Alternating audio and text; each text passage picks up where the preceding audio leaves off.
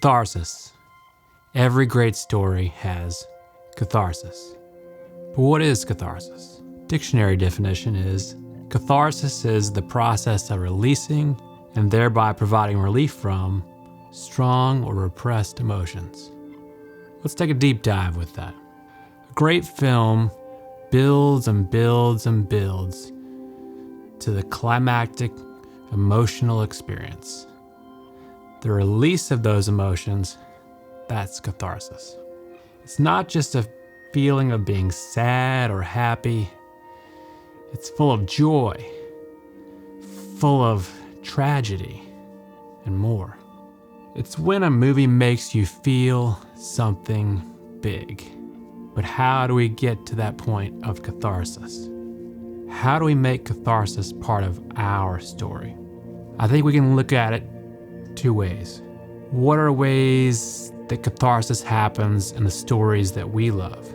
What are ways that catharsis happens in our own lives? I know that when I hiked the Grand Canyon from the North Rim to the South Rim, when I reached that South Rim, I experienced catharsis. Now, when you hear me say that, you might say, oh, cool, you went to the Grand Canyon. Great. But you don't know all the backstory. You don't know what happened along the way. So without all that stuff in the middle, without all that buildup, there's no catharsis.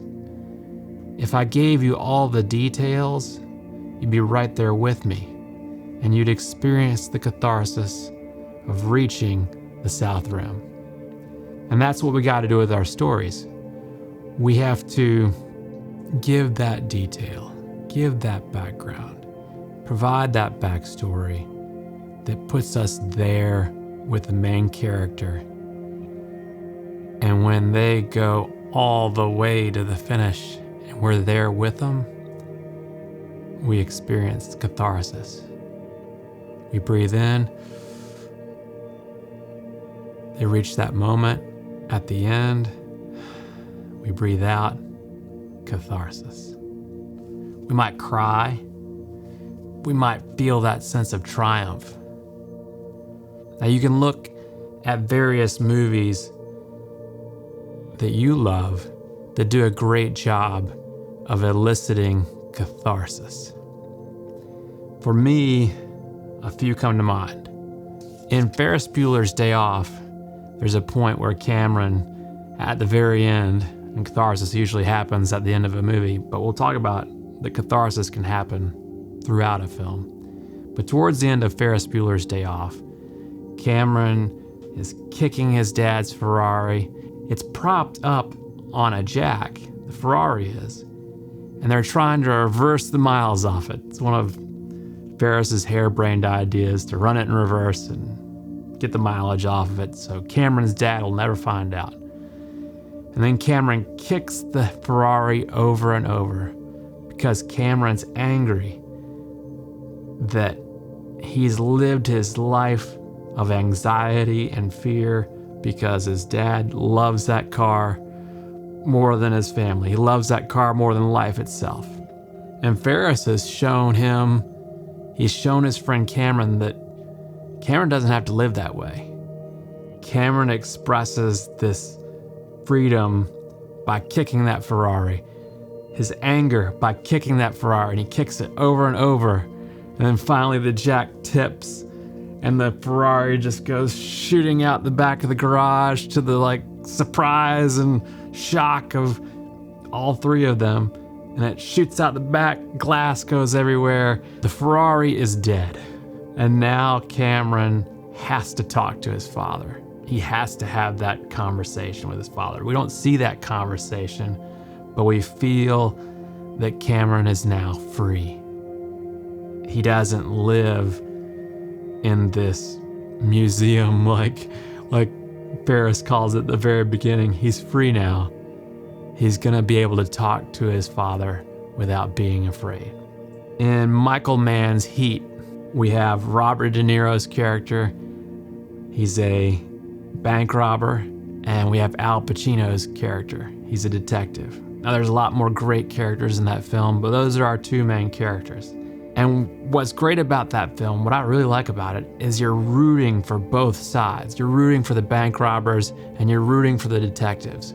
The bank robbers, despite doing truly awful things, you still root for them. But you know that in the end, only one group can win or survive. And it gets down to the very end, and it's one-on-one. It's Pacino versus De Niro. It's really set up in the diner scene, which is a famous scene, but at the very end, at the airport, only one can survive. Pacino shoots De Niro. De Niro is dying, and they hold hands. Pacino's there for his adversary that he respects. He holds his hand as De Niro dies. It's both a triumph and a tragedy, really, for both of them. And you've been along that whole journey, the whole way, rooting for both in a sense. And at the end, it's a triumph and a tragedy. And then that Moby song kicks in, and you're like, ugh. And that ugh is catharsis. The Shawshank Redemption, that's one that has catharsis over and over in that third act. When Andy Dufresne, played by Tim Robbins, comes out of that sewage pipe, thunder and lightning, rain pouring down, and he raises up his hands, we experience that catharsis. That's why we watch the film. But that's not the only catharsis in The Shawshank Redemption. Even at the very end, we get an even more cathartic moment. Andy and Red, the two friends, the friendship that has been formed throughout the entire film, when Andy and Red meet on the beach in San Juantaneo, I think is what it's called. And Andy's working on the boat, and Red comes up, and there's that amazing voiceover and the music and the helicopter shot. Oh, it's beautiful. But it's more than the production design. It's more than the incredible cinematic shots. It's that feeling of these two friends that survived prison, became free, and found a new life, and now they're reuniting. And the reuniting of those two old friends, we breathe in and we see that, and we breathe out and we feel that catharsis. And the credits roll. So a movie can have more than one moment of catharsis. One that's personal to me is Interstellar. So I'm a dad, I've got a daughter. In the movie Interstellar, Matthew McConaughey's character has to leave Earth in order to save Earth. And he leaves his son and daughter and father-in-law behind. He leaves behind the people that are important to him in order to save them. And there's a point in the movie where they play with time, because Nolan loves to play with time. And they're on a planet where time does something different, and a minute equals years, something like that. It's not worth me explaining. But they come back up onto their main ship. Years and years and years have passed.